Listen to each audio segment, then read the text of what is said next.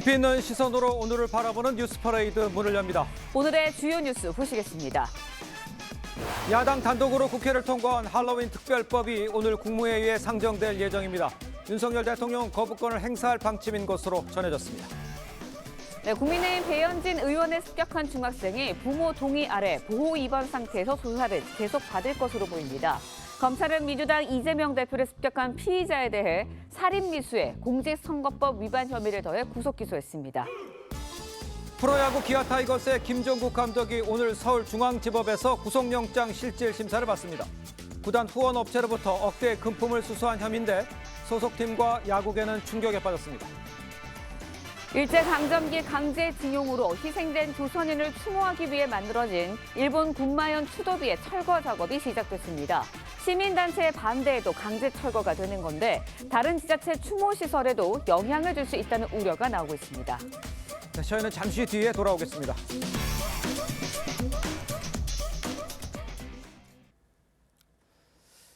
시청자 여러분 안녕하십니까? 화요일 뉴스퍼레이드 시작합니다.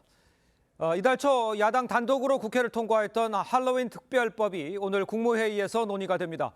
윤석열 대통령은 제2여구권, 그러니까 이 거부권을 행사할 방침인 것으로 알려졌습니다. 첫 소식 신유만 기자입니다. 할로윈 참사 특별법은 9일 국회를 통과해 19일 정부로 이송됐습니다. 특별법안에 대한 수정안은 가결되었음을 선포합니다.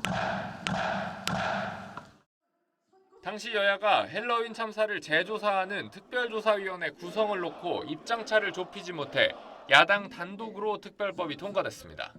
이태원 특별법을 단독으로 통과시킨 것은 대한민국의 안전이 아니라 정쟁과 갈등을 선택한 것이나 다름없습니다.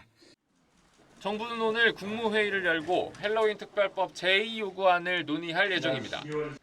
윤석열 대통령은 특별법이 여야 합의 없이 처리됐고 특조위 구성과 권한에 문제가 있다는 여당 지적에 동의하는 것으로 알려졌습니다. 대통령이 이번에 거부권을 행사하면 취임 이후 5번째입니다. 야당은 거부권 행사를 말라며 압박했습니다. 민심을 거역하며 또다시 거부권을 남용한다면 국민은 더 이상 분노와 좌절에만 멈추지 않을 것입니다. 국무회의에서 제2요구안이 의결되고 윤 대통령이 재가하면 특별법은 국회로 넘어가 폐기 수순을 밟을 전망입니다. 대통령이 거부한 법안이 국회 재의결 문턱을 넘으려면 재적의원 과반 출석에 출석의원 3분의 2 이상의 찬성이 필요한데 112석 국민의힘이 완강하게 반대하기 때문입니다. TV조선 신유만입니다. 윤석열 대통령이 어제 국민의힘 한동훈 비대위원장을 용산 대통령실로 초대해서 오찬을 함께했습니다. 두 사람이 만난 것은 초유의 갈등 상황 속에서 이 갑작스럽게 이루어졌던 서천 화재 현장 만남 이후 엿새 만인데 마침 한동훈 비대위원 출범 한 달이 되는 날이기도 했습니다. 이 당정 간에 무슨 대화가 오고 갔는지 홍현주 기자가 보도합니다. 윤석열 대통령이 수고가 많다며 웃으며 악수를 청하자 먼저 기다리고 있던 한동훈 비대위원장이 허리를 굽혀 인사합니다. 윤 대통령이 한 비대위원장과 오찬을 함께 한 건 비대위 출범 이후 처음입니다. 오찬엔 윤재욱 원내대표와 이관섭 비서실장, 한호섭 정무, 이도훈 홍보수석도 함께했습니다. 윤 대통령과 한 위원장은 주택, 금융 문제와 철도 지하화 등 교통 현안에 대해 논의했습니다. 윤 대통령은 민생 개선을 위해 당정이 더 많은 노력을 해야 한다며 특히 중대재해처벌법이 유예될 수 있도록 협상을 계속해달라고 당부한 것으로 알려졌습니다. 영세 사업자들이 큰 어려움을 겪고 있으므로 문제 해결을 위해 여야 간의 협상을 최근 잇따르는 정치 테러에 대해서도 한 목소리로 우려를 표했습니다. 참석자들은 2시간 동안 오찬을 함께한 뒤 집무실로 자리를 옮겨 37분 동안 더 차담을 나눴습니다. 윤 대통령과 한 위원장이 만난 건 지난 23일 서천 특화시장 화재 현장 이후 6일 만입니다. 대통령실 관계자는 당정이 민생경제 원팀임을 확인한 자리라며 만남 자체로 의미가 있었다고 평가했습니다. TV조선 홍현주입니다. 네, 지난주 한반도를 강타했던 한파가 한풀 꺾이자 이번에는 미세먼지가 기승을 부리고 있습니다.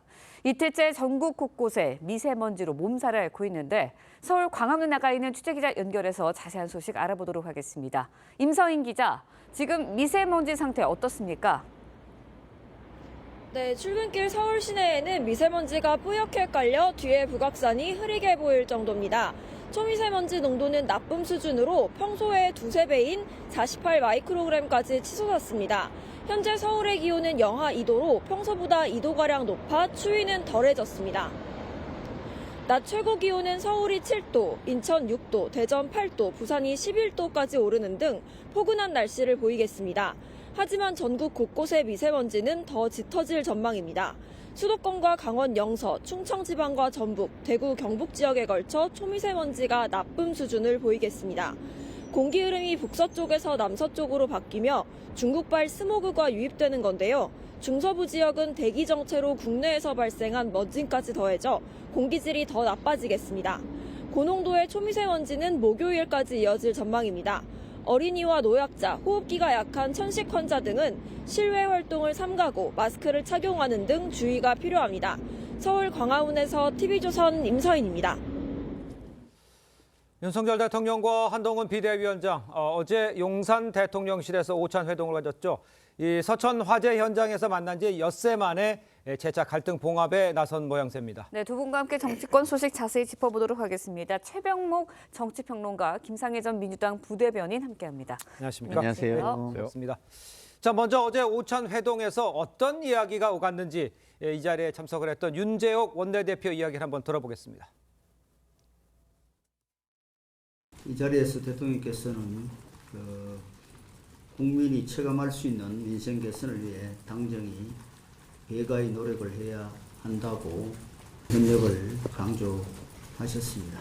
김건희 여사 의혹 관련해서는 국민 걱정 해소하는 방안 논의가 전혀 없었나요? 네, 오늘은 민생 문제만 이야기를 했습니다. 총선 관련해서 뭐 말씀 나누신 건 없잖아요. 오늘은 선거 관련 논의를 하는 자리가 아니라 민생과 관련된 국회 상황과 관련된 얘기를 주로 했습니다. 자, 시간은 2시간 37분 동안 회동이 이루어졌고요. 주로 민생에 관한 이야기를 나눴다 이렇게 전해집니다. 그리고 당에서 대통령에서 여섯이서 회의를 했다는 얘기잖아요. 전체 배경을 일단 어떻게 봐야 될까요? 일단 이제 국민의힘과 용산 대통령실 간의 갈등이 있었다. 네. 뭐 이런 것까지는 이제 국민들 앞에 다 확인이 된 사실이고요. 네. 자, 그런데 그 갈등을 봉합한다. 근데 서천 화재 현장에 가서 그 다음에 이제 대통령 전용 열차를 타고 귀경을 하는 와중에 뭐 1시간 남짓 정도 대화를 했는데 그때도 민생에 대한 대화를 나눴다고 설명을 했거든요. 그렇습니다. 근데 이번에도 2시간 37분 동안 오찬을 했는데 또 이렇게 됐다. 그러면 이제 갈등 봉합이 거의 끝났다는 걸 국민들한테 보여주고 싶어 하는 것으로 판단이 돼요. 예. 근데 그러면 실제 갈등의 출발점이었던 김건희 여사 명품 파우치백 이런 문제는 전혀 논란이 없었을까 그 안에서? 논의가 없었을까? 저는 뭐 없을 수가 없다고 봅니다. 예. 왜냐하면 그게 출발점이었기 때문에. 예. 그리고 그 부분에 관해서 윤석열 대통령이 조만간에 입장 표명을 할 것이다 이런 언론 보도가 지금 다 나오고 있는 상황 아닙니까? 그렇습니다. 그렇다면 적어도 저 안에서 윤 대통령이 그 문제는 내가 뭐 이렇게 풀겠다라는 정도로라도 한동훈 비대위원장한테 설명을 해줬을 거라고 저는 보이고요. 예. 그 다음에 이제 앞으로 그러면 총선을 어떻게 할 것이다. 아마 그런 부분을 주요 포인트별로 얘기를 했을 텐데 그걸 저기서 얘기했다고 하는 걸 아마 인정하기는 어려울 것이다. 그러면 또 뭐 당무 개입 얘기 나오고 뭐 이럴 테니까 예. 아마 그래서 저렇게 발표를 하지 않았나 하는 게 제 짐작입니다. 네, 뭐 짐작이라고 말씀을 해주셨는데 일단 당정 갈등 해소됐다라고 봐도 되는 걸까요? 저는 그렇게 보이지 않습니다. 왜냐하면은 해소가 됐다면 그게 어떤 세레모니얼한 모습이 자연스럽게 나와야 되잖아요. 어제 나왔어야 된다? 연출할 그러니까? 필요도 없고. 네. 그리고 그것이 지금 저 만남에 있어서 국민의 최대 관심사라는 걸 저기 앉아 계신 분들이 모를 리가 없는 분들이잖아요. 그렇죠. 그런 걸로 보면 그리고 또 기자가 그 회동 이후에 그 갈등에 대한 질문을 또 했는데 그걸 비껴나갔단 말이에요. 네네. 뭐 정면으로 그걸 답변을 했다기보다는 민생만 얘기했다 이렇게 얘기를 한 거면 제가 볼 때는 저 만남 이전에 이게 완전한 해소가 좀 어렵다는 걸 사전에 좀 타진하고 그 의제를 일부러 배제한 거 아닌가 이런 생각도 저는 개인적으로 좀 들고요. 네. 그렇다면 그럼에도 불구하고 저 만남은 왜 있었냐?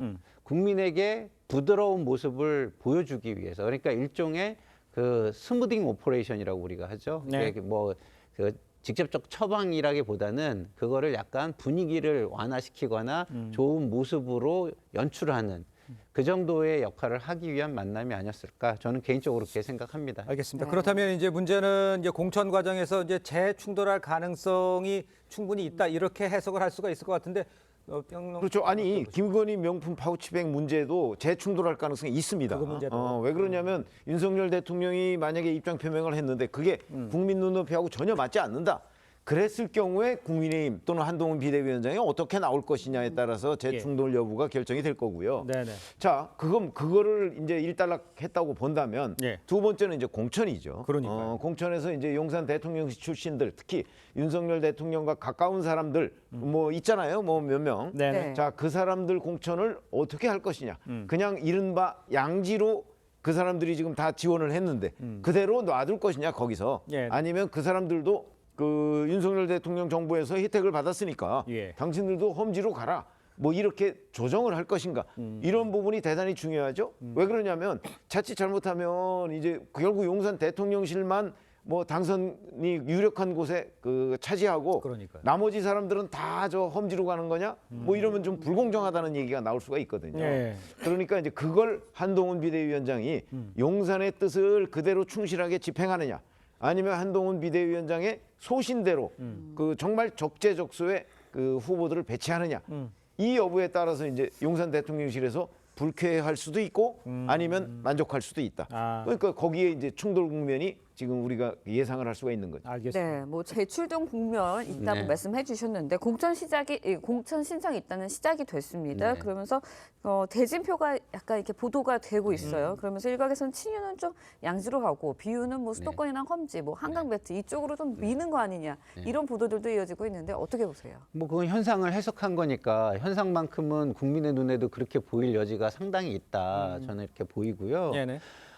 저는 그렇기 때문에 대통령 주변인 그리고 눈에 띄거나 굉장히 상징적인 인사들은 예. 그런 양지를 좀 피해주는 게 대통령의 부담을 덜어주는 것이다. 저 이런 생각이 들어요. 왜냐하면 예. 그런 곳에서는 정당한 경쟁을 해서 대통령의 상징성이 큰 사람이 돼도 오해의 소지가 발생해요. 예. 결국엔 저기에 윤석열 대통령의 이름이 커다랗게 써진 낙하산 내지는 패러글라이드를 타고 내려온다라고 그 낙하산을 이렇게 보면 그 윤석열 이렇게 써 있는 것처럼 보이잖아요. 네네. 그러면은 국민들의 눈에 그런 걸 좀 피해 주는 것이 맞는 거 아닌가 저는 이런 생각이 들고요. 네. 그렇기 때문에 더더욱이 다른 사람들이 도전하는 것이 더 험지처럼 보이는 효과가 있다. 이렇게 말씀을 좀 드리고 싶습니다. 아까 최 편집장님도 언급을 해줬습니다만 이 뇌관이 될 수 있는 거 공천 문제도 네. 있겠습니다만 이 김건희 여사 문제에 대해서 어떻게 해결할 것이냐. 그런데 이제 윤 대통령 설 연휴 직전에 이제 직접 입장 표명에 나설 이야기 나오고 있잖아요. 민주당은 지금 수사 촉구 서명 운동을 시작을 하면서 공세에 나서고 있죠. 그렇다면 어떻게 하는 대응 방법이 가장 효과적일 거라고 생각하실 수 있어요? 아니 지금 민주당이 수사 촉구 서명 운동을 할 이유가 없죠. 이미 수사에 나섰습니다. 서울중앙지검이 수사를 하고 있는데 예. 다만 그 속도가 뭐 빠르냐 늦냐 뭐 이런 문제는 그 논란이 될 수 있겠죠. 예. 자, 그러면 이제 윤 대통령의 경우에는 수사와 별개로 네네. 이 문제에 대해서 본인이 입장 표명을 해야 되잖아요. 예. 해야 되는데 지금까지 대통령실의 입장은 몰카 공작이다 이렇게 하고 그냥 끝났어요. 거기서. 자, 그러면 몰카 공작이라는 거는 저는 그 국민들의 상당수가 안다고 생각합니다. 네. 근데 그 몰카 공작의 내용이 중요하죠. 여하튼 명품 파우치백을 받았어요. 받은 걸로 나와요. 그 몰카 공작에. 예. 자, 그렇게 되면 그 부분에 대한 설명을 국민들이 지금 요구하고 있는 거란 말이죠. 그런데 예를 들어서 윤 대통령이 이거는 몰카 공작입니다. 국민들 이해해 주세요라는 수준으로 그치면 과연 그 국민들이 얼마나 납득할 수 있을 것인가. 그러니까 국민 눈높이를 얼마나 맞출 수 있을 것인가 하는 것이 대단히 중요한 거예요. 그게 눈높이를 못 맞췄다 싶으면 여론은 또다시 악화될 것이고 예. 그렇게 되면 한동훈 비대위원장의 입장이 굉장히 또 어려워지겠죠. 그렇기 때문에 눈높이라는 게 좀 애매한 표현일 수도 있지만 그거를 그 정밀하게 체크하고 어떻게 맞추느냐 만약에 그게 못 맞춰지면 이게 종결이 아니고 시작이 될 것이다. 이렇게 봅니다. 알겠습니다. 네. 자, 그런데요. 네. 장관에게는 이걸 여쭤볼게요. 이제 민주당에서 봤을 경우에 지금 네. 정권 심판을 내세우고 있지만 이번 선거가 한동훈 비대위원장이 조금 이렇게 네. 스포트라이트를 받게 되면서 네. 이게 정권 심판이 아니라 한동훈 대 이재명 이렇게 되는 프레임으로 좀 옮겨가는 게 아니야. 이런 지적들도 많이 나오고 있거든요. 민주당에서 속내는 어떻습니까? 이런 분위기는. 그러니까 그럴 가능성이 지금 보이는 거지 그렇게 됐다고 생각하진 않는 그렇습니까? 거예요. 네, 그래서 예. 경계심은 충분히 있죠. 자, 우리가 여론조사 한국갤럽에서 23일부터 25일까지 한 거 중에서요. 예. 국민의힘 대표 역할 수행 평가라고 해가지고 박근혜 예. 전 대통령과 예. 한동훈 비대위원장의 수행 네. 평가에 대한 지지율이 있어요. 네네. 그걸 보시면 알겠지만 지금 박근혜 전 대통령 그 당시 비대위원장과 한동훈 비대위원장의 긍정 비율이 비슷합니다. 그러니까요. 근데 부정 비율을 보세요. 음. 한동훈 비대위원장이 월등히 높습니다. 24대 45. 예. 이건 뭐냐? 박근혜 전 비대위원장은 여당 내 야당 역할을 확실히 점하고 그다음에 그 청와대에 비해서 우위를 확실히 점했다. 이걸 보여주는 겁니다. 네네. 그러면 한동훈 비대위원장도 프레임을 그렇게 가져가려면 여당 내의 야당 역할이 확실히 보여지고 예. 그다음에 용산에 비해서 확실한 총선에서의 우위를 점했다는 걸 보여줘야만 예. 프레임이 그렇게 바뀌지. 예. 그렇지 않으면 윤석열 대통령이 훨씬 커 보이고 윤석열 대통령에 대한 평가가 총선의 구도를 예. 만들게 된다. 저는 이렇게 좀 말씀을 드릴 수 있습니다. 프레임이 변화가 있을 수 있다라는 것에 대해서는 동일하십니까? 어떻게 보십니까? 변화가 있을 수 있죠. 예. 저는 그에 대한 기대 때문에 지금 한동훈 비대위에 대한 평가가 좋게 나오고 있다고 보거든요. 그러나 그 기대는 결과로서 보여준 거는 아직 없어요. 네. 그러니까 그걸 지금 아마 지금 한동훈 비대위에 대해서 긍정평가하는 상당수의 유권자들이 그 부분을 유보하고 있을 거예요. 아하. 그렇기 때문에 지금 부정평가도 있고. 네. 그러나 만약에 지금 말씀하신 대로 한동훈 비대위가 자 윤석열 대통령과는 이렇게 다릅니다 하는 걸 확실하게 보여주는 실적이 하나 두 개 만약에 드러난다면 그러면 저 부정평가가 확 줄어들겠죠. 알겠습니다. 네, 계속해서 이야기 이어가겠습니다. 예. 국민의힘 한동훈 위원장 운동권 청산론을 들고 나오면서 민주당 86 세력을 겨냥했습니다.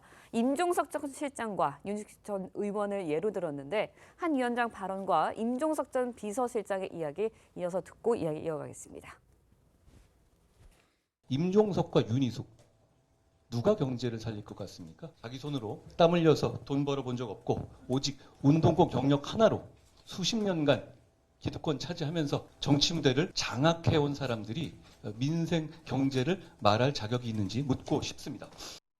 저는 그것을 훈장으로 생각해 본 적 없어요.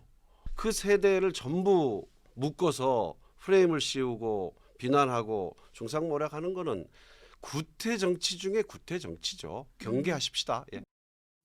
그러니까 윤희숙 전 의원과 임종석 비서실장 아주 구체적으로 이제 비교를 하면서 얘기를 했어요. 어떻게 들으셨어요? 일단은 한동훈 비대위원장의 말이 뭐 전체적인 취지는 알겠지만 비유 자체는 좀 과한 건 있습니다. 어떤 예를 들어서 면에서? 땀을 전혀 흘리지도 않았다. 예. 그리고 뭐 장악을 했다. 이건 좀 약간 과한 부분이 있어요. 그렇지만 그 취지는 일견 또 이해가 가는 부분이 있는 게 이런 겁니다.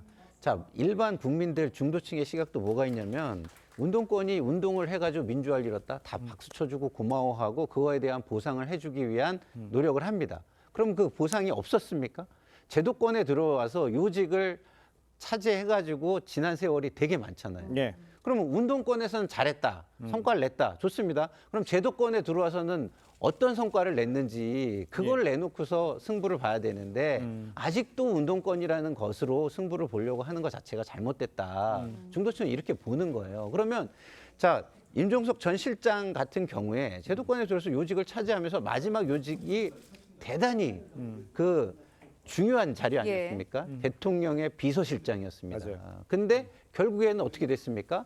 정권이 교체가 됐습니다. 그러면 그거에 대한 책임이 없습니까? 굉장히 크죠. 그러면 그거에 대한 책임을 어떻게 질 것인가? 예. 그거에 대한 책임을 지기 위해서 어떻게 헌신을 할 것인가? 이걸 먼저 국민에게 보여줘야 되는데 예. 지금의 모습은 그때의 그런 기득권을 여전히 유지하는 거에만 올인하겠다 이렇게 보여지는 모습은 굉장히 좋지 않다. 그런 측면에서 한동훈 비대위원장은 그런 부분을 그 치고 들어가려고 하는 것 같고요. 예. 그거는 정확한 제가 볼 때는 전략인 것 같기는 합니다만은 네. 제가 볼 때는 너무 과하게 프레임을 짜면 그게 역풍이 불 수 있다는 것도 생각해야 한다 이렇게 알겠습니다. 생각합니다. 민주당의 운동권에서도 이제 비판을 해주셨습니다만 한동훈 비대위원장이 좀 과하다 이런 표현까지 해주셨어요. 그런데 지금 다른 데서 공천 이야기나 구로갑도 그렇고 뭐 몇 군데 있지 않습니까? 네. 전체적으로 이제 보면 윤건영 의원 지역구도 그렇고 모두 이제 그 자객 공천 논란이 있는데 이게 좀 적절한 방법으로 하고 있다 이렇게 보십니까? 한동훈 비대위원장은 운동권 정지 청산 이걸 목표로 하고 그런 프레임으로 총선을 치르고 싶어요. 특히 수도권 총선의 경우에. 예. 그러다 보니까 지금 현재 이제 운동권의 대표 주자들이 있죠. 뭐 임종석, 이인영, 윤건영, 뭐 정청래 뭐 이런 사람들이 있잖아요. 네. 이쪽에 이제 그 지금 현재의 당협위원장 가지고서는 경쟁력이 좀 약하다고 보는 것으로 판단이 돼요. 네. 그러니까 그 사람들을 이제 교체해서 그 사람들의 표적 공천을 하겠다 이런 건데 그건 이제 한동훈 프레임이죠. 한동훈 프레임이고 정말 이 표적 공천이 성공할 것인가 그건 아직 우리가 알 수 없는 거 아닙니까? 그런 점에서 본다면 일단 뭐 한동훈 국민의힘은 그런 식으로 이제 그 총선 구도를 짜서 네. 우리가 이렇게 승부를 보겠다 하는 것이고 그 승부에 대한 유권자들의 평가는 지금 뭐 아직 저희가 섣불리 단정하기는 좀 어려운 거죠. 알겠습니다. 네, 아까는 저 임종석 비서실장에 대해서 이야기를 해주실 때 좀 더 전형적인 자세를 보여야 된다는 말씀을 해주셨거든요. 그런데 이제 임종석 전 실장 특정 세대에 이제 프레임을 씌워서 비난한 거 구태 정치다 이렇게 이야기를 하고 있습니다. 설득력이 좀 있다고 뭐 저는 보시나요? 임종석 전 실장의 저런 반론 네. 충분히 이해가 됩니다. 그게 왜 그러냐면 자 사람마다 전부 다 달라요. 네네. 뭐 운동권 정치 이렇게 얘기를 하지만 운동권을 그 사람들이 학생 운동을 해서 그 후에 많은 혜택을 받은 거 맞아요. 맞죠. 맞는데 그 이후에 국회의원도 하고 정부 요직도 하고 해가면서 뭐 실적이 있느냐 없느냐 뭐 이런 거는 이제 그건 논란의 여지가 있지만 예. 어쨌든 국정 경험을 쌓았어요. 근데 그런 부분에 관해서 지금 또 다시 평가를 받겠다는 거잖아요. 국민들로부터. 뭐 평가를 받을 수 있는 거지. 여하튼 이 사람은 운동권 출신이기 때문에 또는 이 사람은 어디 출신이기 때문에 모두 다 안 된다. 그러니까 86 이런 사람은 그 나이라는 걸로 그 구획을 지어서 아 그쪽 사람들은 전부 다 안 된다. 이렇게 얘기하는 거는 제가 보기에도 구태로 보인다. 그러니까 그 부분에 대한 평가는 여당은 야당 공격하고 야당은 여당 공격할 수 있지만 예. 궁극적으로는 평가를 누가 하겠어요. 총선 결과로 봐야죠. 알겠습니다.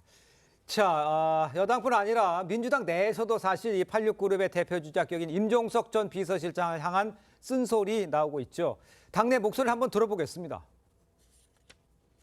이런 젊은 뭐 후배들 입장에서는 임종석 의원님 정도 비서실장 정도 인지도면 정말 용산 같은 데 출마해야 되지 않았나. 그 정도 인지도, 그 정도 정치적 자산이면 정말 윤석열 정권의 중심에서 한번 맞붙어야 된다. 성동구에 등기쳤냐. 그렇게 항의하시는 분도 계세요. 자, 방금 저 녹취를 말을 한 분, 저분이 이제 김지호 당대표에서 정무조정 부실장입니다. 네. 이재명 대표의 측근으로 지금 알려져 있죠. 임종석 전 실장 정도면 용산 같은 험지 나가야 한다.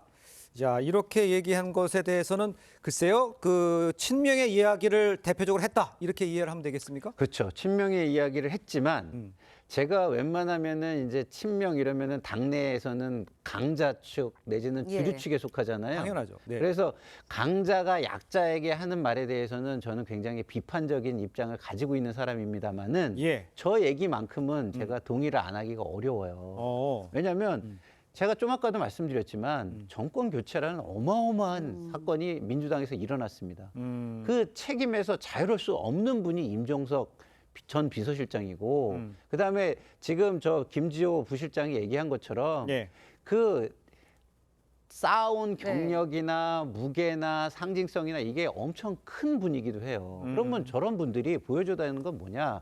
국민에게 헌신하는 모습으로 당을 먼저 앞세우고 그다음에 국민을 먼저 앞세운다는 진정성 그리고 그 진정성을 통한 어떤 감동 내지는 영향력 이게 있어야 되는 거예요. 근데 성동 갑입니까? 글로 나가면 어떻게 됩니까? 성동갑으로 나가면 과거에 자기 지역구였고 자기 지역구를 친구에게 줬다가 친구가 나간다고 하니까 다시 본인이 가져온다면 자기가 가져오려고 친구한테 나가라고 했나? 이런 오해도 받을 수 있고 굉장히 모양이 안 좋다는 거예요. 그런 측면에서 볼 때는 제가 아무리 비판적인 지금 주류지만 예. 주류의 이야기 중에도 맞는 얘기, 새겨들을 이야기는 있다. 저는 이렇게 말씀을 드리고 싶습니다. 네, 임종석 전 실장 뭐 일단은 예비 후보로 중구 성동갑에서 활동을 하고 있는 것으로 알려져 있는데 그래도 일단 공천을 받아야지 맞대결이던 모든 성사가 되는 거 아닙니까? 당에서 되는 공천은 줄까요? 근데 민주당이 이 지역을 전략공천지로 결정을 했습니다.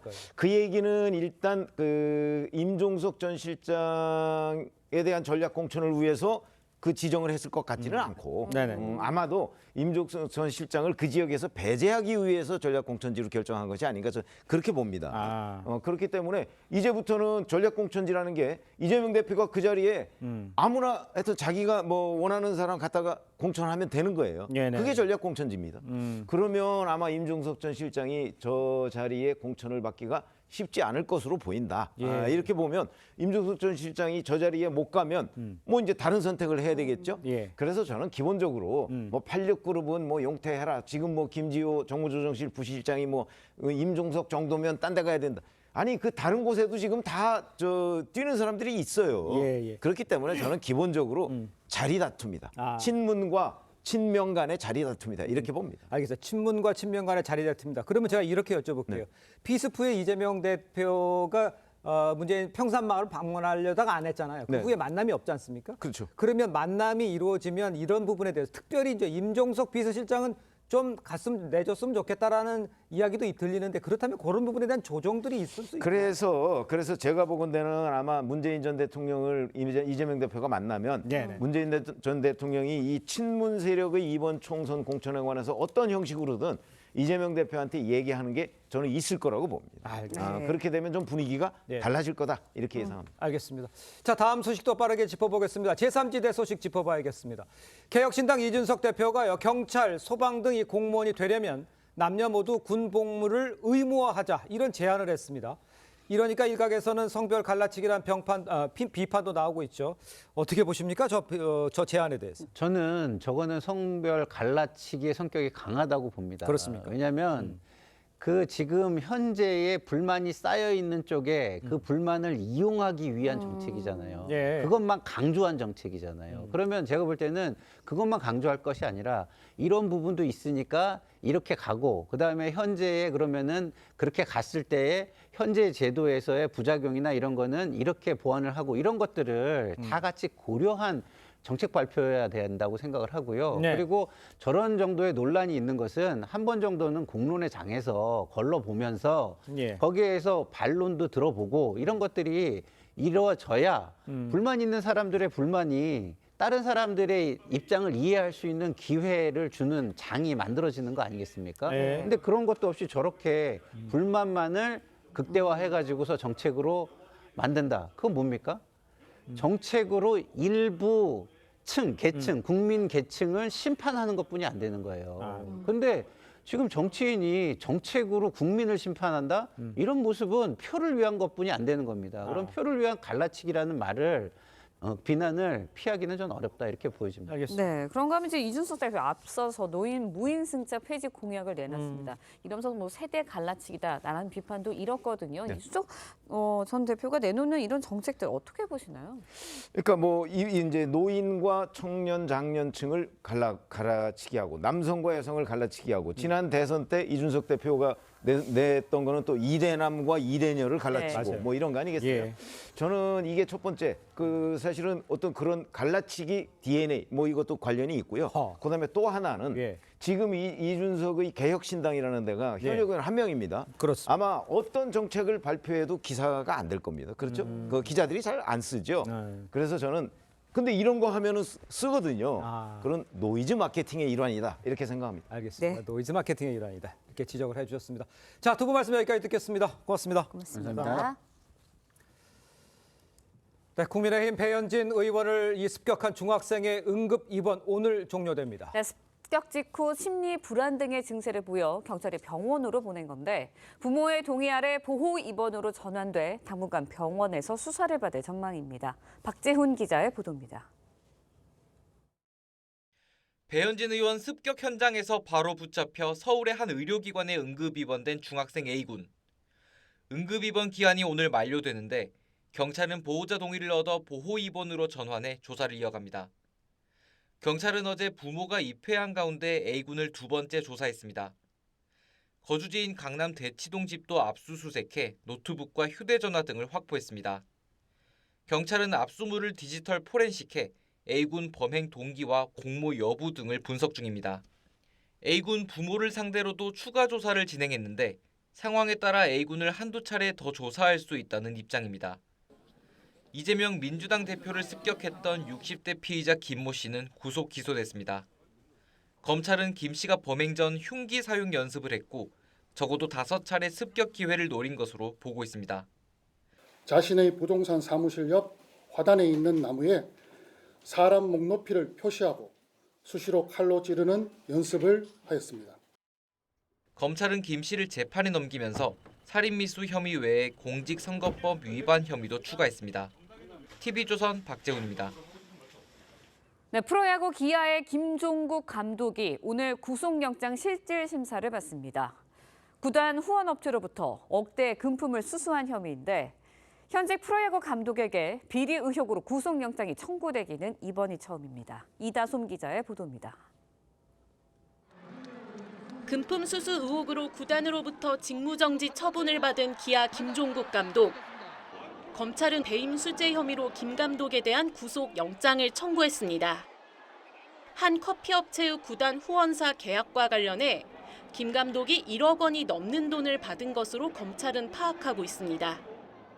지난해 뒷돈 파문으로 해임된 장정석 전 단장도 이 업체로부터 수천만 원을 받은 혐의로 구속영장이 청구됐습니다. 기아 구단은 날벼락을 맞았습니다. 우승을 결의하는 세미나에 이어 지난 24일에는 새 시즌을 준비하는 사진 촬영까지 마쳤지만 구단은 이 같은 사실을 사전에 전혀 인지하지 못했습니다. 기아 구단은 검찰 수사 결과와 관계없이 품위 손상을 이유로 김 감독을 경질하고 사과했습니다. 팬들은 물론 김 감독과 동고동락한 코칭 스태프와 선수들도 큰 충격을 받았습니다. 스프링 캠프 출국을 앞두고 취재진 앞에 선 진가병 수석 코치는 눈물을 흘리며 팬들에게 미안한 마음을 전했습니다. 같은 팀원으로서 죄송하게 생각하고요. 한 번 더 생각하는 그런 사람이 되도록 하겠습니다. 전 단장과 현직 감독이 동시에 구속 갈림길에 선 기아 타이거즈 구단의 인사 시스템도 비판을 피하긴 어려워 보입니다. TV조선 이다솜입니다. 네, 전해드린 대로 프로야구 기아 타이거스의 김종국 감독과 이 장정석 전 단장 오늘 구속 전 피의자 신문을 받게 됐습니다. 네, 관련 내용 백성문 변호사, 장현주 변호사와 함께 자세히 짚어보도록 하겠습니다. 안녕하세요. 안녕하세요. 네, 안녕하세요. 자, 일단 프로야구 현직 감독 지금은 해임이 되는 걸로 좀 전해지고 있죠. 이 개인 비리로 구속 기로에 서게 된 거죠. 이번이 이제 처음인데 구체적으로 어떤 혐의인지를 좀 설명을 해주세요. 일단 저도 프로야구 팬으로 굉장히 참담합니다. 일단은 김종국 감독이 받고 있는 혐의는요. 이제 저희가 이제 프로야구 이제 보시는 분들 보시면 이렇게 유니폼 옆에 맞아요. 뭔가 이렇게 광고들 광고 같은 게 붙어 있고 맞아요. 모자에도 이렇게 광고가 붙어 있잖아요. 그게 후원 업체입니다. 보통 이제 그게 소정의 광고를 지급하고 뭐 예를 들어서 커피 광고 같은 경우는 커피를 또 이제 제공을 하고 뭐 이런 건데 이제 그 후원 업체로부터 장정석 단장 같은 경우는 수천만 원 정도를 지급받고 김종국 감독 같은 경우는 수천만 원씩 여러 번 1억 원 정도를 지급받았다는 혐의입니다. 배임 수재 혐의인데요. 일단 이 수사가 어떻게 시작이 된 거냐면 김종국 감독 이름은 사실 최근에 갑자기 나왔어요. 근데 장정석 단장이 2022년에 이제 지금은 LG에서 뛰고 있는 박동원 선수가 FA로 팀을 이적하는 그런 과정에서 뒷돈을 요구했다라는 폭로가 있었고 그러면서 이제 장정석 단장이 그 당시에 배제되고 수사를 받았는데 그 이후에 거기서 수사가 시작이 돼서 지금 후원업체로부터 뒷돈을 받은 의혹까지 수사 범위가 확대되면서 그 불똥이 지금 김종국 감독에게도 튄 그런 상황입니다. 그렇군요. 네, 일단은 김 전 감독 측에서는 금품 수수는 인정을 하고 있지만 대가성 여부는 없었다라는 입장입니다. 근데 이 대가성 여부가 있었는지 없었는지 이걸 가리는 게 핵심인 것 같아요. 그렇죠. 일단 받고 있는 혐의가 배임 수재이기 때문인데요. 예. 배임 수재라고 한다면 임무에 관하여 부정한 청탁을 받고 그 대가로 재물을 받았을 때 성립하는 범죄입니다. 그렇기 때문에 일단 혐의를 받고 있는 뭐 김정 감독 측 입장에서는 후원 업체 선정 과정에 개입할 수가 없었다는 거예요. 그렇기 때문에 대가성이 없다라는 취지로 지금 혐의를 부인하고 있다고 봐야겠습니다. 예. 앞으로 수사 과정에서 이 재물을 받은 부분, 그러니까 돈을 받은 부분과 그리고 부정한 청탁 사이에 대가성이 있었는지를 당연히 주력해서 이제 수사를 할 것으로 보이는데요. 이 대가성이라는 것이 본인들이 없었다라고 진술한다고 해서 대가성 자체가 없어지는 건 아닙니다. 네. 당연히 그 사이에, 그러니까 돈을 전달받은 그 시점에 왜 이 돈이 오고 갔는지 여러 가지 사정들을 객관적으로 살핀 후에 대가성을 파악하게 되는 것이기 때문에요. 예. 수사기관으로서는 그 당시 돈을 오간 정황들에 대해서 집중적으로 수사할 것으로 보입니다. 알겠습니다. 야구 팬들뿐 아니라 네. 모두가 지금 충격이잖아요. 네. 근데 특히 이제 기아 구단 같은 경우에는 상당히 충격이 클 것 같은데 뭐 어떻게 대처를 하고 있습니까? 일단은 아까 조금 전에 보셨습니다만 진감용 코치가 이제 네. 감독 대행이 됐는데 그러니까요. 지금 스프링 캠프에 가서 이제 올 시즌 시작 준비를 막 하기 시작한 시점입니다. 떠나기 바로 직전이었다고. 그래서 사실 기아에서도 김종국 감독 해임 여부에 대해서 고민을 굉장히 많이 했고, 근데 일단 김종국 감독이 최소한 돈을 받은 걸 시인하면서 그 자체만으로도 품위훼손 문제가 있잖아요. 예. 그래서 이제 도저히 안 되겠다는 판단 하에, 그리고 이 수사가 뭐 본인은 무고함을 주장하고 있습니다. 뭐 얼마나 길어질지 알 수가 없죠.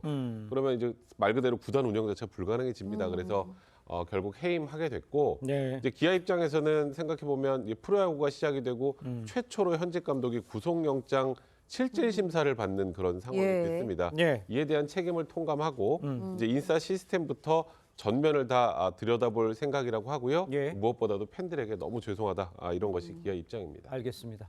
자, 다음 이야기도 짚어보겠습니다. 검찰이 어제 이재명 민주당 대표를 급습했던 이 60대 김모 씨 재판에 넘겼습니다. 또 이 사건에 대한 수사 결과를 발표를 했는데 김 씨가 이 대표를 습격하려 연습까지 했다? 야, 이거 진짜 심각합니다. 그렇습니다. 일단 어제 검찰의 보도자료 내용에 따르면요. 예. 사실 그전에 알려졌던 것보다 훨씬 이 습격범이, 이 테러범이 훨씬 더 이 범행을 철저하게 준비했다라는 것을 알 수 있는 정황들이 있었습니다. 네. 특히 지난해 4월 같은 경우에는 살인 방법으로 이제 뭐 목을 겨누는 예. 것이 가장 이제 좋다라고 판단을 해가지고 관련해서 뭐 흉기로 습격하는 그런 모습들을 연습했던 그런 정황들까지도 지금 나오고 있습니다. 네. 특히나 또 그 이재명 대표의 동선을 뭐 홈페이지나 여러 가지 상황들을 통해서 공식 일정들을 확인을 하고 뭐 따라다닌 것들 이런 정황까지도 나타났기 때문에 훨씬 더 철저하게 계획하에 범죄를 한 것으로 드러나서 또 국민들께 충격을 주고 있습니다. 네. 그런데 혐의 부분을 보면 피의자 김모 네. 씨한테 살인 밀수 외에 공직선거법 위반 혐의가 추가로 적용이 됐거든요. 이유가 뭔가요? 이제 공선법 위반은 어떤 부분이냐면 이재명 대표를 피습을 해서 총선에 영향을 미치려는 의도로 이재명 대표 공격을 가했다. 이제 공직선거법 273조 위반까지 이제 적용이 된 건데요. 예. 이런 사건들 같은 경우는 피습 자체의 문제도 문제지만 또 모방 범죄를 양산할 수도 있고 이게 정치 혐오를 불러올 수 있는 굉장히 중대한 사건이기 때문에 일단 공직선거법 위반 부분까지 일단 검찰에서 혐의를 인정한 것으로 보입니다. 그 수사가 이 정도면 마무리된 겁니까? 뭐 더 수사해야 될 부분 같은 게 있는 건가요? 일단 검찰 입장에서는 이제 이 상태에서 기소했기 때문에 수사가 예. 마무리됐다라고 봐야 될 것 아, 같고요. 그래요? 예. 특히 이제 그 변명문이라고 알려져 있던 그 문서를 보내주기다, 그러니까 언론사로 보내주기로 약속했던 70대가 있었는데 그 70대도 함께 지금 기소가 됐고 그 사람 말고는 공범이나 배후는 없는 것으로 일단 검찰은 밝혔습니다. 예, 네, 그렇군요. 이번에는 배현진 국민의힘 의원 필수 사건도 짚어보도록 하겠습니다. 배 의원을 습격한 중학생 A군 응급 입원 기간이 오늘 만료가 됐습니다. 그리고 이제 A군 보호 입원으로 전원이 돼서 계속해서 이제 경찰 조사를 받을 예정인데 입원 상태에서 조사가 제대로 진행이 될지 원래 이런 적이 있는 건지 좀 통상적으로 정해져야 될것 같아요. 일단은 타인에게 위해를 가할 우려가 있을 경우 응급 입원이라고 해서 3일 동안 이제 입원을 시킬 수 있잖아요. 그 과정이 이제 종료가 되면 종료됐죠. 예. 부모의 동의하에 이제 보호 입원 절차를 취하게 됩니다. 일단 말씀하셨던 것처럼 이런 일이 그렇게 흔하게 발생하진 않습니다만 정신적으로 문제가 있다고 판단하게 되면 그거는 일단 피의자 처벌도 처벌이지만 치료도 중요하기 때문에 네. 필수적인 조치가 될 수밖에 없고요. 뭐 그 과정에서도 조사가 충분히 이루어질 수 있는 상황입니다. 일단은 기본적인 조사는 끝이 난 것 같고 추가로 한두 번 정도 더 불러서 혹여 그 전에 이제 어떤 동기나 그 범행 전반의 준비 과정이나 이런 것들에 대한 조사가 이루어질 것 같은데요. 예. 좀 일단은 휴대전화, 뭐 노트북 같은 거 전부 다 이제 압수돼서 그 부분에 대한 분석이 좀 진행이 돼야 될 것 같고 아마 그 부분에 대한 분석이 어느 정도 정리가 된 다음에 쉽게 말해서 추가로 물어볼 게 있어야 조사를 하잖아요. 그렇죠. 일단 기초적인 조사는 끝난 상황이기 때문에 추가로 물어볼 것이 있으면 그걸 기초로 해서 조사를 좀 더 이어갈 방침인 것 같습니다. 알겠습니다. 네. 일단 이것도 좀 궁금한데 A군의 부모가 배현진 의원 측에 사과를 했다 안 했다 지금 이야기 나서 경찰은 했다 그러고 네. 배현진은 안 받았다 그러고 어떻게 된 겁니까 이거는? 그렇죠. 이게 말이 조금 엇갈립니다. 맞아요. 그래서 예. 좀 더 상황을 지켜보긴 해야 되는데요. 일단 경찰 입장에서는 일단 부모가 경찰 조사에서 당시에 만났던 배현진 의원의 보좌관에게 미안하다라는 의사를 전달했다. 일단 이렇게 전했는데요. 그러면서도 경찰 입장에서는 보좌관이라고 하니까 미안하다고 한 거지 공식적인 사과는 아닌 것으로 안다라고 일단 그 제안을 뒀습니다. 예. 그러나 일단 배 의원실에서는요. 어떠한 사과 의사도 전달받은 적이 없다라고 지금 반박을 하고 있기 때문에 이 사과에 대한 논란도 앞으로 있을 것으로 보입니다. 알겠습니다. 네. 자, 두 분 말씀 여기까지 듣겠습니다. 고맙습니다. 고맙습니다. 감사합니다. 네, 최저 1% 금리로 5억 원짜리 주택 자금을 빌려주는 이 신생아 특례 대출이 시행됐습니다. 갓난아기가 있는 가정은 내 집 마련을 할 수 있는 절호의 기회일 텐데요. 신청자가 대거 몰려 일부 사이트는 한때 접속 장애까지 빚어졌습니다. 송무빈 기자의 보도입니다. 아내가 오는 4월 첫 아이를 출산할 예정인 29살 문모 씨. 새집 마련이 막막하던 차에 신생아 특례 대출을 이용할 작정입니다. 시중은행 대출 받아서 하는 것보다 절반 가량으로 떨어지니까 사실 부담이 확 줄죠. 신생아 특례 대출을 받을 수 있는 조건은 작년 1월 1일부터 태어난 신생아를 둔 부부, 사실혼인 경우에도 가능합니다. 주택 구입 자금은 연 1.6%에서 3.3% 금리로 최대 5억 원까지, 전세 자금은 1.1%에서 3% 저금리로 3억 원까지 빌릴 수 있습니다. 부부 합산 연소득이 1억 3천만 원 이하인 가구라면 누구나 지원할 수 있습니다. 신생아 특례 대출은 주요 시중은행이나 주택도시기금 홈페이지를 통해 신청할 수 있습니다. 주택도시기금 사이트는 신청자들이 대거 몰리면서 1시간 넘게 마비되기도 했습니다. 저는 아무래도 비대면이 좀 많이 첫날 온 것 같아요. 9억 원 이하의 아파트를 살 때 신생아 특례 대출을 이용할 수 있다 보니 노원과 도봉, 강북 등을 중심으로 매수 문의도 늘고 있습니다. 하니까 일단 그걸로 하는 거죠. 아는 사람들 대출 받을 수 있다 하니까. 6억 원 이하의 주택을 사려는 신혼부부와 저소득층에게 4억 2천만 원까지 빌려주는 보금자리론 대출도 시작됩니다. TV조선 송무빈입니다. 네, 불법 카지노와 시설 노후화 등으로 어려움을 겪고 있는 강원랜드의 경쟁력을 되살리기 위한 특별위원회가 출범했습니다. 최철규 강원랜드 대표이사 직무대행을 위원장으로 학계와 지역 주민 등 총 31명으로 구성된 강원랜드 복합리조트 경쟁력 강화 특별위원회는 어제 박족식을 갖고 첫 회의를 가졌습니다. 특위는 앞으로 관계기관과 주민 의견 등을 종합해 올해 상반기 안에 강원랜드 경쟁력 강화 방안을 내놓을 계획입니다. 네, 최저 1% 금리로 주택 자금을 빌려주는 이 신생아 특례 대출이 시행이 되면서 첫날부터 큰 관심을 받았습니다. 오늘부터는 보금자리론 대출도 시작이 돼서 부동산 시장에 어떤 영향을 미칠지 주목이 되고 있습니다. 네, 이인철 참좋은경제연구소장과 함께 자세히 짚어보도록 하겠습니다. 안녕하십니까? 안녕하세요. 글쎄요, 많이들 인기 끌고 있는 이거에 대해서 얼마나 조건이 좋길래 이렇게 몰리나 이렇게 관심 갖는 분 많아요? 아마 우리나라 출범 이후 연 1%대 대출 금리는 처음입니다. 그렇겠죠. 그러니까 늦둥이라도 봐야 되나 고민할 정도인데요. 예. 지금 대출 조건이 2023년 1월 1일 이후 출생한 신생아를 둔 부부 가능하고요. 예. 결혼 유무와 관계없습니다. 미혼모도 가능합니다. 입양도 가능하고요. 1주택자라면 대환대출, 저금리로 갈아탈 수도 있습니다. 예. 시세가 9억 원 이하의 아파트, 전용 면적 85제곱미터 이하를 살 때 최대 5억 원까지 빌려주는데 대출 금리가 최저 1.6%에서 네. 3.3%입니다. 다만 부부 합산 연소득이 1억 3천만 원 이하만 신청이 가능한데 예. 나는 지금 집 사기가 좀 부담스럽습니다. 전세 대출도 가능합니다. 전세 대출 금리는 더 매력적인데요. 연 1.1%에서 최고 3%입니다. 수도권 전세가액 5억 원 이하의 주택을 3억 원까지 빌려주게 되는데 만일 이 대출을 받고 난 다음에 네. 신생아를 출산했다라고 하면 신생아 한 명당 0.2%포인트씩 대출금리를 깎아주게 되는데요. 3명 낳으면 0.6%포인트 인하됩니다. 그렇군요. 물론 이 신생아 대출의 경우에는 어제 이 예. 첫날 이제 대거 신청자가 몰리면서 이 서버가 다운되기도 했는데요. 예. 아마 제 생각에는 주택 매매보다는 1주택자 갈아타기 그리고 전세 대출 이용하셨던 분들이 신청이 쇄도한 것으로 보입니다. 네. 그런데 이 제도가 실제로 이제 출산율 증가로 이어질 수 있을지 여기에도 관심이 많이 쏠리고 있는데 일각에서는 자녀가 많을수록 집이 큰 집이 필요한데 이렇게 면적 제한을 두면은 이게 효과가 있겠냐 이런 지적도 나와요. 맞습니다. 우리나라 매달 신생아가 2만 명이 채 태어나지 않고 있습니다. 그러니까 대상자는 굉장히 적은데 조건은 상당히 좀 까다롭다. 물론 초기 반응은 폭발적인 건 맞습니다. 그런데 과연 출산율까지 끌어올릴 거냐에 대해서는 의문인데요. 주택 가격 제한이 있고요. 면적 제한이 있습니다. 여기다 연소득 조건 동시에 부합해야만 가능합니다. 주택 가격은 9억 원 이하만 가능하고요. 그러니까요. 또 이게 지금 아이가 많이 생기면 생길수록 국민 면적 85제곱미터 이상도 살고 싶은데 이걸 이하만 가능합니다. 예. 이러다 보니까 오히려 출산 장려를 위해서 대출 금리를 낮춰주기보다는 오히려 공공임대주택을 선진국 수준으로 좀 높여야 되는 게 아니냐라는 지적이 나오는 대목입니다. 그러니까 1%는 매력적인데 조건들이 까다롭다 이런 지적이 있습니다. 한번 좀 살펴봐야 될 것 같고요.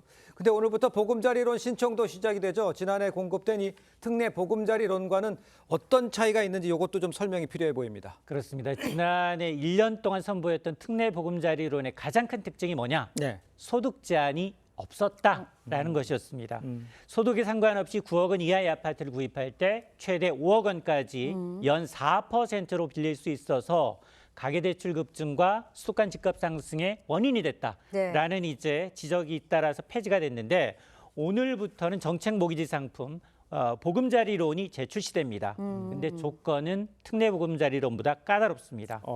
부부합산 연소득 7천만 원 이하인 무주택자, 일시적 2주택자가 시세 6억 원 이하의 주택을 구입할 때 최대 3억 6천만 원까지만 빌려주고요. 대출 금리도 기본 4.2에서 4.5%를 적용하고 있는데 다만 전세 사기 피해자와 그리고 취약계층의 경우에는 대출금리 우대를 받아서 3%대로 낮아질 수 있습니다. 네, 뭐 특례대출 보금자리론 계속해서 시작이 되고 있는데 올해 이제 약 40조 원의 정책 대출 자금 공급될 예정이라고 합니다. 부동산 시장에 어떤 영향 줄까요? 사실은 이 신생아 대출은 9억 원 이하, 보금자리론은 6억 원 이하입니다. 그럼 서울 시내에서 6억 원에서 9억 원이 밀집된 지역은 우리가 흔히 알고 있는 노원, 도봉, 강북이거든요. 근데 이 지역의 이제 매수 심리가 과연 살아날 거냐?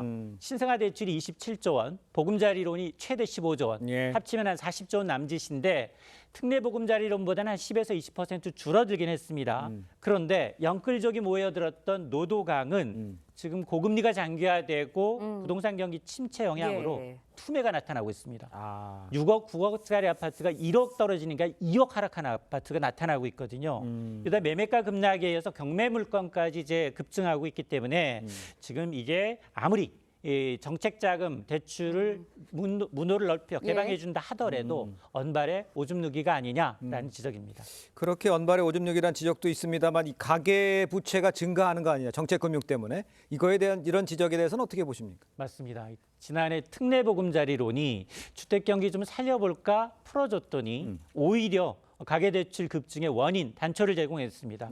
근데 이번에 신생아 대출과 보금자리론도 비슷한 규모의 이제 제공하다 보니까 사실 이 그 전 금융권의 주택담보대출보다도 지난해 한 2배 가까이 좀 가계대출 폭을 증가시킨 요인이 있기 때문에 올해도 가계부채 증가의 한 원인이 단초가 되지 않을까 정부가 전전긍긍하고 있는데요.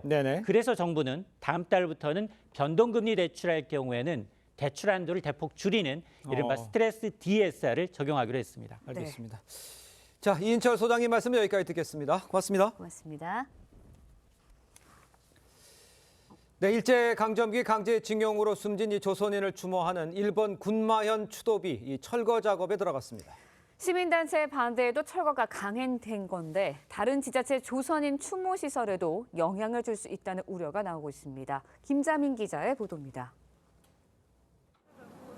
일본 군마의 숲 공원 입구에 일시 폐쇄를 알리는 안내글과 함께 공사 가림막이 쳐졌습니다. 공원 한쪽에 설치된 조선인 추도비 철거 작업 때문입니다. 추도비는 조선인 강제징용 희생자를 추모하고 일본의 과오를 반성하려고 2004년 일본 시민단체가 세웠습니다. 하지만 군마현 당국은 추도비 설치 허가를 갱신하지 않기로 했습니다. 2012년 열린 추도제에서 일부 참석자가 강제 연행을 언급해 정치적 중립을 어겼다는 게 이유입니다. この条件に違反する行為を繰り返し行ったということで、この不許可というふうになったと、こういうふうに聞いております。 시민단체가 이에 불복해 소송을 제기했지만 일본 최고재판소가 군마현의 손을 들어주면서 철거 작업이 시작됐습니다. 시민단체는 철거에 반대한다며 마지막 추도회를 열었는데 우익단체 회원이 몰려와 그마저 방해했습니다. 일본 전역에 설치된 조선인 추모비 150여 개 가운데 지방정부가 철거에 나선 건 처음으로 군마현 추도비 철거가 다른 지자체에도 영향을 줄 수 있다는 우려가 나옵니다. 군마현 측은 철거 작업을 다음 달 11일까지 마무리한다는 계획입니다. TV조선 김자민입니다.